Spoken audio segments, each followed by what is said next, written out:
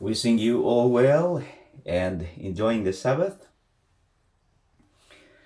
Sometime in August of 2015, Mr. Franks gave his sermon in Dallas, Texas, entitled Simplicity of the Truth. The main point he is drawing on his sermon was people, Christianity. Human beings seem to complicate things. Too much information circulating, and hear this, hear that, and this is the truth. Things should be simple.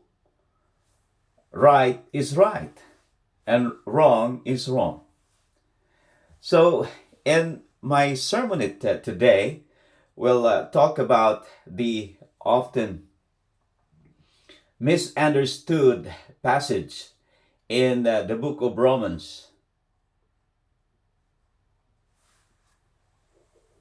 Book of Romans that says in chapter 10, verse 4. So we'll try to revisit that. It is my purpose to revisit that passage in Romans chapter 10, verse 4. Romans chapter 10, verse 4. And says, many believe Jesus came to do away with the law, based on part on what Paul wrote in Romans chapter 10, verse 4. Is it true? Let's look at what the Bible says. Romans chapter 10, verse 4, and we read, "For Christ is the end of the law for righteousness to everyone who believes." Clear and simple. Christ is the end of the law. End of story. So no Sabbaths, no festivals, no 10 Commandments. That's what some of the Christian denominations believe. But wait a minute. We'll understand this and we'll expand what this passage mean. How we can reconcile this one in the book of Matthew, chapter 5, verses 17 to 18, or going to 19. Matthew, chapter 5, verses 17 to 19, and we'll look into it and we'll read this passage. Matthew chapter 5, and we read in verse 17.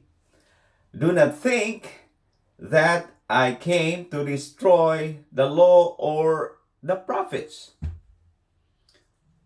I did not come to destroy, but to fulfill." Look at that. To fulfill. And going on to verse 18 and says, "For assuredly I say unto you, till heaven and earth pass away, one jot or one tittle will by no means pass from the law till all is fulfilled." See, clear and simple. And further in verse 19 says, Whoever therefore breaks one of the least of the commandments and teaches men so shall be called least in the kingdom of heaven. But whoever does and teaches them, he shall be called great in the kingdom of heaven. How to reconcile this one and how to look for the explanation and understanding. Remember, brethren, that a fundamental rule of sound Bible study is to allow the Bible to interpret itself. Allow the Bible to interpret itself. So let's start with Romans 10, chapter 10, verse 4, and we'll look into deep and intent details of what these passages mean. Paul originally wrote in Romans, I'll read it again and I'll say it again to you. Paul originally wrote Romans in Greek language, which does not always translate into modern languages in a readily understandable way. Unfortunately, Greek word telos, T-E-L-O-S, telos, is often translated to end. This gives today's reader a different impression than it gave those who read the letter in Paul's day. The word telos, T-E-L-O-S, can be translated differently depending on the context. It can mean end, result, or ultimate fate.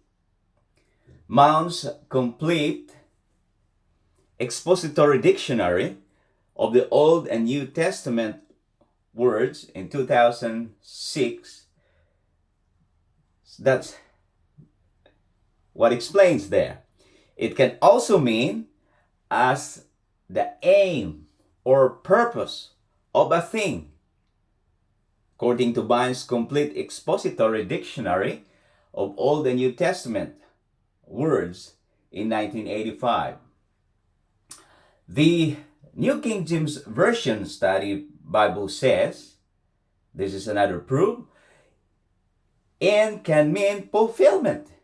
That is, Christ fulfilled all the requirements of the law. It can also mean goal. It can also mean goal. To say that Christ was the object of which the law led. So that's a clear explanation there. So the Romans 10, chapter 10, verse 4, in fact, that telos can mean a goal is clearly demonstrated by the New Testament King James translation of, we'll see another reference in 1 Timothy chapter 1, verse 5. Now, the purpose of the commandment is love. The word purpose comes from the Greek word telos. Other translation render it as aim. Revised Standard Version, and the goal is what the New International Version, Holman Christian Standard Bible says. Now, if we will dissect it. So that's the explanation. We can go back on that in Romans chapter 10 verse 4. So I give you all that explanation, and also the clear understanding on that, and you can read as well. There's a lot of article in our Life, Hope, and Truth website there, written by a lot of our good writers. You can go there as well, and I gave to you that as part of all my references that I get it from there too. So now we'll dissect Matthew 5 verses 17 to 19. The word fulfill in verse 17 is from the Greek word plero. Plero. I spell it to you. P-L-E-R-O-O. Plero. Meaning to fill up. To fill to the full. The King James Version, New Testament Greek lexicon, says that, therefore, Christ was not saying he ended the law, but rather that his thoughts and action perfectly embodied. See, it's every intent. He filled it to the full. In verse 18, the word fulfilled is from the word ginomai. Ginomai. Ginomai, meaning to become, made, or finished. That is to say, the law will continue throughout God's plan for humankind. It did not end 2,000 years ago, brethren. So, that's very exciting and an eye-opening. And in verse 19, he himself declared that he did not destroy the law. In fact, Jesus went on to denounce everyone. Denounce everyone. Okay? And he said that whoever teaches, therefore, breaks one of the least of these commandments and teaches men so, shall be called the least in the kingdom of heaven. But whoever does and teaches them shall be called the great in the kingdom of heaven.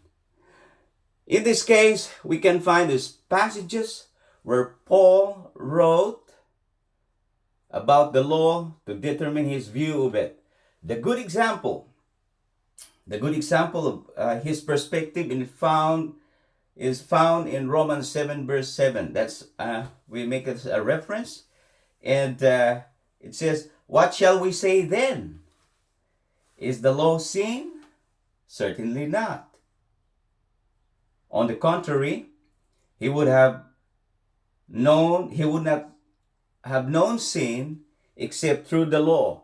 For I would not have known covetousness unless the law had said, you shall not covet." So God's law defines sin. We know that. The law shows what is righteousness for us all. And God's law leads us to think and act as Jesus did. So, God's truth, or the truth, God's law, God's law leads us to Christ. And in Romans 10 verse 4, brethren, Christ, as the example or the explanation that we glean into it, Christ is the ultimate end or the objective of the law.